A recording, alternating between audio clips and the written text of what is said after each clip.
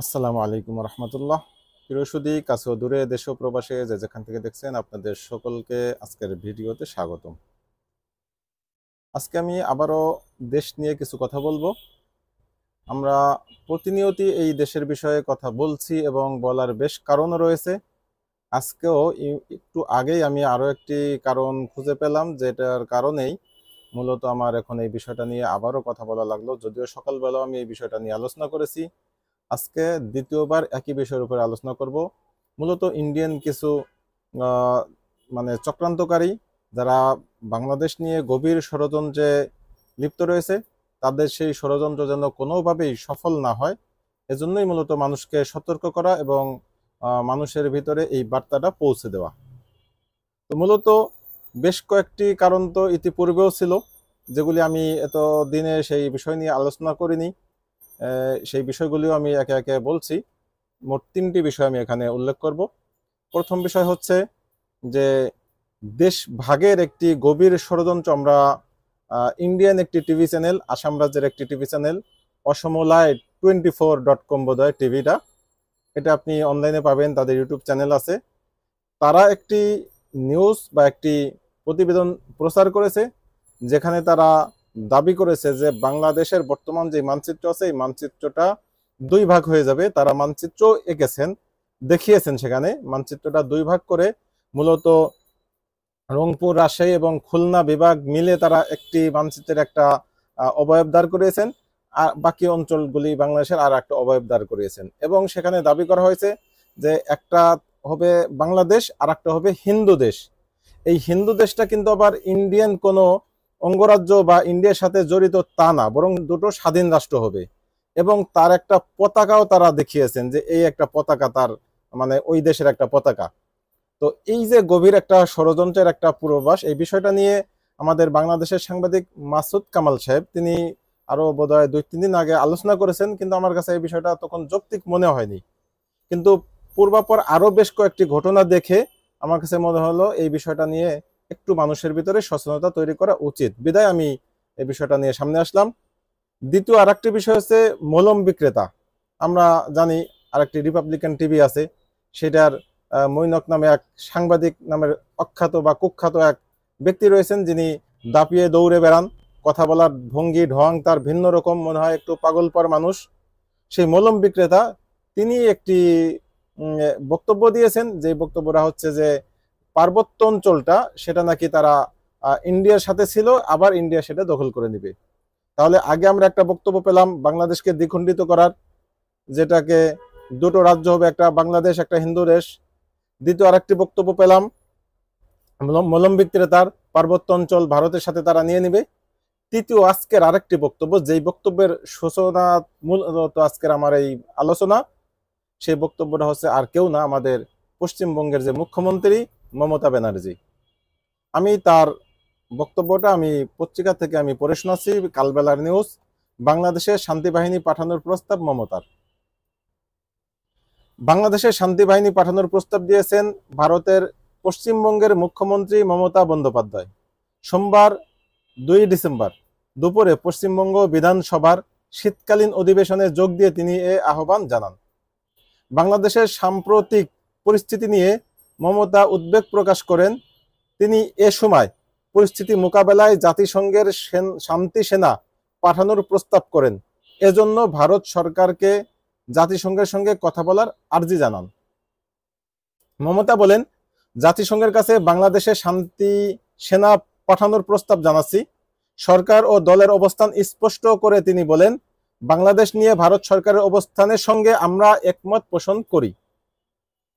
এদিকে ভারতের সংবাদ মাধ্যম আনন্দবাজারের প্রতিবেদনে বলা হয়েছে, ভারতের সঙ্গে সম্পর্ক এগিয়ে নিতে চাইছেন অন্তর্বর্তী সরকারের প্রধান উপদেষ্টা ডক্টর মোহাম্মদ ইউনূস। সোমবার 2 ডিসেম্বর আনন্দবাজারের এক প্রতিবেদনে বলা হয়েছে, প্রধান উপদেষ্টার প্রেস সচিব শফিকুল আলম ফোন কলে পত্রিকাটিকে জানান, ভারতের সঙ্গে উত্তেজনা বেড়েই চলছে। আমরা এ উত্তেজনা প্রশমিত করতে চাইছি। অনলাইনে অকৃত্রিমভাবে এ উত্তেজনা ছড়ানো হচ্ছে। অনলাইনে কৃত্রিমভাবে এ উত্তেজনা ছড়ানো হচ্ছে। তিনি বলেন, আমি ভারতীয় সাংবাদিকদের বাংলাদেশে এসে পরিস্থিতি দেখার আমন্ত্রণ জানাচ্ছি। বিচ্ছিন্ন কিছু ঘটনা ঘটছে, আমরা তার বিরুদ্ধে ব্যবস্থা নিয়েছি। চট্টগ্রামেও পুলিশ নিরাপত্তা বাড়ানো হয়েছে। প্রেস সচিব বলেন, ইসকনের সব ধর্মীয় নেতাদের সঙ্গে আলোচনা করা হয়েছে, তাদের নিষিদ্ধ করার বিষয়ে কোনো প্রশ্ন কখনো ওঠেনি। ভারতের কাছে ভুল ব্যাখ্যা দেওয়া হয়েছে। কোনো ধর্মীয় সংগঠনকে নিষিদ্ধ করা আমাদের লক্ষ্য নয়। এদিকে বর্তমান উত্তপ্ত পরিস্থিতি আনন্দবাজারের সঙ্গে কথা বলেছেন বিএনপির ভাইস চেয়ারম্যান আব্দুল আউয়াল মিন্টু। তিনি পত্রিকাটিকে বলেন, বিভিন্ন সামাজিক যোগাযোগ মাধ্যমে পরিস্থিতির যেভাবে ব্যাখ্যা করা হচ্ছে তাতে মনে হচ্ছে বাংলাদেশে পুরোদস্তুর সাম্প্রদায়িক সহিংসতা চলছে, কিন্তু বাস্তব পরিস্থিতির সঙ্গে এর কোনো মিল নেই, সেটা মেলে না। তিনি আরো বলেন, আমি সম্প্রতি নোয়াখালী ঘুরে এসেছি, ঢাকাতেও আমার সর্বত্রই যাতায়াত রয়েছে, কোথাও হিন্দুদের সঙ্গে মুসলমানদের কোনো তর্কাতর্কি বা উত্তেজনা দেখা যায়নি। জাল ভিডিওতে অনেক কিছুই দেখানো যেতে পারে। তো আমি যদি এই তিনটি ঘটনাকে একসাথে একীভূত করি, প্রথমত দেশভাগের তারা অলরেডি একটা মানচিত্র এঁকে ফেলেছেন, পতাকা এঁকে ফেলেছেন। দ্বিতীয়ত পার্বত্য চট্টগ্রাম তারা ভারত দখলের আরেকটা পরিকল্পনা করেছেন। তৃতীয় বক্তব্য হচ্ছে মমতা ব্যানার্জি বাংলাদেশে শান্তি বাহিনী পাঠানোর আহ্বান করেছেন।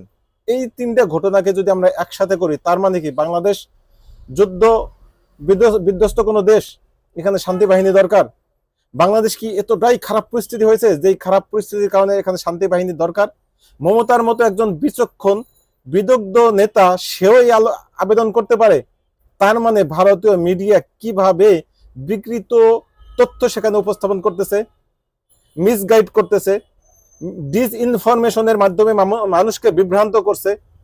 মমতা ব্যানার্জি কিন্তু বাংলাদেশে আসেনি, বা যারা যারা এই দাবিগুলি করছে কেউ কিন্তু বাংলাদেশে আসেনি।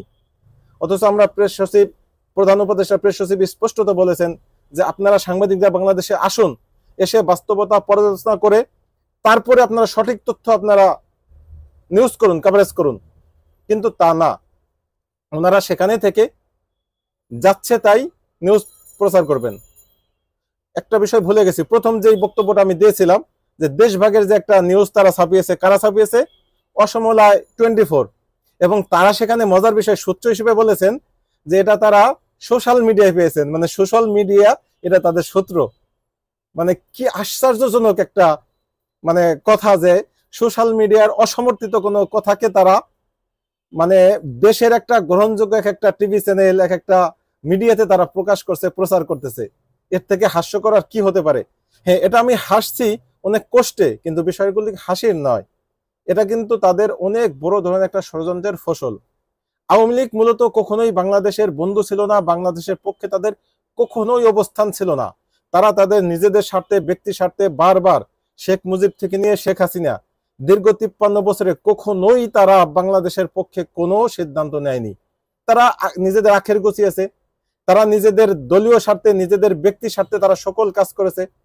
শেখ হাসিনা বারবার বলেছে এই দেশ তার বাবা করে দিয়ে গেছে, তার বাবা যা করতে বাবার দেশ যেহেতু তার যা মন চায় সে তাই করবে। তো তার ভিতরে কি দেশপ্রেম থাকতে পারে? দেশপ্রেম কাকে বলে? ওনার বাবা একা সব করে গেছে, উনি যা মন চায় তাই করবেন, সেটাই হচ্ছে ওনার খামখেয়ালিপনা ছিল। এটা তো কোনো দেশপ্রেম নয়। দেশপ্রেম যদি থাকতো অন্তত উনি পালিয়ে যেতেন না, উনি ভেগে যেতেন না। উনি সেখানে বসে বসে ইন্ডিয়ার বিভিন্ন গণমাধ্যম দিয়ে এভাবে তথ্য ছড়ানো, এগুলি কোনো কারণেই কাম্য নয়। আজকে আমি আরেকটা ছবি দেখলাম, ছবিটা হচ্ছে, এটা হতে পারে ভুল ছবি, অর্থাৎ বানোয়াট ছবি, আবার হতে পারে অরিজিনাল ছবি। অর্থাৎ ওই যে মলম বিক্রেতার কথা বলতেছিলাম, ময়ূক, সেই ময়ূকের সাথে আমাদের শেখ হাসিনা পুত্র সজীব ওয়াজেদ জয়ের একটি ছবি, একসাথে তারা কাঁধে কাঁধ মিলিয়ে একটা ছবি তোলা। ছবিটা যদি বাস্তব হয় তাহলে তো এটা প্রমাণিত যে যেহেতু ময়ূকের সাথে জয়ের সরাসরি সম্পর্ক, এবং ইন্ডিয়া সবসময় অলওয়েজ শেখ মুজিব থেকে শুরু করে এই পর্যন্ত সবসময় তারা ওই পরিবারের পক্ষে ছিল, এখনো আছে, সামনে হয়তো থাকবে। একটা পরিবারের জন্য তারা একটা দেশের সাথে বিমাতাসুলভ আচরণ করছে, একটা পরিবারকে তারা রক্ষা করতে গিয়ে তারা একটা দেশকে শত্রুতে রূপান্তরিত করছে, একটা পরিবারের জন্য তারা পুরো দেশকে অস্থিতিশীল করে দিচ্ছে। তো এরকম একটা দেশের বিরুদ্ধে আমাদের অবশ্যই কিছু করণীয় আছে। এখন উপদেষ্টা মন্ডলী যারা রয়েছেন সবকিছুই কিন্তু হাসিতে মানে ফেলে দিলে চলবে না। আমাদের কিছু বিষয় অবশ্যই আমাদের আমলে নিতে হবে, মাথায় নিতে হবে এবং কাজ করতে হবে। এখন যেহেতু তারা জাতিসংঘে যাওয়ার একটা প্রস্তুতি নিচ্ছেন বা আলোচনা উঠতেছে, অতএব ইউনূস সরকারেরও উচিত দ্রুততার সাথে বহির্বিশ্বের শক্তিশালী প্রভাবশালী যারা আছে, তার বন্ধু রাষ্ট্র যারা আছে, তাদের সাথে নেগোসিয়েশন করে তাদের মাধ্যমে বাংলাদেশে ব্যাপক আকারে সাংবাদিকদের উপস্থিতি বাড়ানো এবং তাদের মাধ্যমে প্রকৃত সত্যরা সারা বিশ্ববাসীর কাছে উপস্থাপন করা, যে বাংলাদেশের প্রকৃত সত্য কোথায়। আমি তো বুকে হাত দিয়ে হলফ করে বলতে পারি যে বাংলাদেশে একটা হিন্দুর সাথেও কোনো মুসলমানের সাম্প্রদায়িক কোনো বিভেদ বিভাজন তৈরি হয়নি। আমি আমার ফার্মে হিন্দু মানুষ রয়েছেন, তাদের সাথে তো আমাদের অনেক মানুষ মুসলিম রয়েছে, তাদের সাথে কোনো বিভাজন তৈরি হয়নি, কোনো কথা কাটাকাটি হচ্ছে না, কোনো মারামারি হচ্ছে না, একই সাথে তারা কাজ করতেছে, একই রুমে বসে তারা সকলে কাজ করতেছে। তো এটা হচ্ছে আসলেই বাস্তব প্রমাণ বা বাস্তব উদাহরণ বাংলাদেশের। এর আগে আরেকটা মিডিয়া দেখলাম বলতেছে যে বাংলাদেশে ঢাকা শহরে নাকি হিন্দুদের লাশের স্তূপ, মানে পুরাই ঢাকা শহর হিন্দুদের লাশে ভরে গেছে। এই যে বানোয়াট কিচ্ছা কাহিনী, এগুলি থামানো এখনই সময়ের দাবি। প্রধান উপদেষ্টার প্রেস সচিব যেভাবে বলেছেন যে আপনারা ইন্ডিয়ান টিভি চ্যানেলগুলিকে আহ্বান করেছেন আপনারা বাংলাদেশে আসুন, এতে তারা আশ্বস্ত হবে না। কারণ তারা তো যে ভুল তথ্য প্রচার করতেছে এটা ইচ্ছাকৃত, কিন্তু এমন না যে তারা জানে না, তা নয়। তারা ইচ্ছাকৃত এই ভুল তথ্যগুলি যেহেতু প্রচার করতেছে, অতএব তাদেরকে আপনি আহ্বান করলে তারা আসবে না। কিন্তু ইন্ডিয়ান কিছু চ্যানেল পাবেন যারা হয়তো ওই শেখ হাসিনার বন্ধু না বা জয়ের বন্ধু না, এরকম কিছু চ্যানেল যারা মূলত গণমাধ্যমের কথাকে প্রচার করতে চায়, তাদেরকে আপনারা টার্গেট করে তাদেরকে ইনভাইট করুন, তাদেরকে আনার সকল ব্যবস্থাপনা করুন। সাথে সাথে পৃথিবীর বড় বড় যে নিউজ মিডিয়াগুলি আছে তাদের প্রতিনিধিদেরকে বাংলাদেশে এনে তাদেরকে দিয়ে ভালো ভালো কিছু নিউজ কভারেজ করান। বাংলাদেশের কাছে, সারা বিশ্বের কাছে বাংলাদেশের ভাবমূর্তি তারা তুলে ধরুক, বাস্তবতা পরিস্ফুটিত হোক। এভাবেই সম্ভব বাংলাদেশকে বিশ্ব দরবারে মাথা উজ্জ্বল করে দাঁড় করানো এবং ভারতের আধিপত্যবাদকে রুখে দেওয়া। আমরা যদি ভারতের আধিপত্যবাদকে এখনই রুখতে না পারি, তাহলে আর কখনোই রুখতে পারবো না। 2-4 মাস পর বা 1 বছর পরেই হয়তো দলীয় সরকার আসবে। দলীয় সরকার আসলে সব বিষয় কিন্তু পাল্টে যাবে, কারণ তারা নতজানু নীতির বাইরে যেতে পারবেন না। অতএব যা করার এই সরকারকেই করতে হবে। ভারতের আধিপত্যবাদকে যদি রুখে দিতে চান, হিন্দুত্ববাদকে যদি রুখে দিতে চান, ইসকনের সন্ত্রাসী কার্যকলাপকে যদি রুখে দিতে চান, তাহলে এখনই সময়, সিদ্ধান্ত নিন, বাংলাদেশকে বাঁচান। আজকের মতো এ পর্যন্তই। ভালো থাকবেন। আল্লাহ হাফেজ। আসসালামু আলাইকুম ওয়া রাহমাতুল্লাহি ওয়া বারাকাতুহু।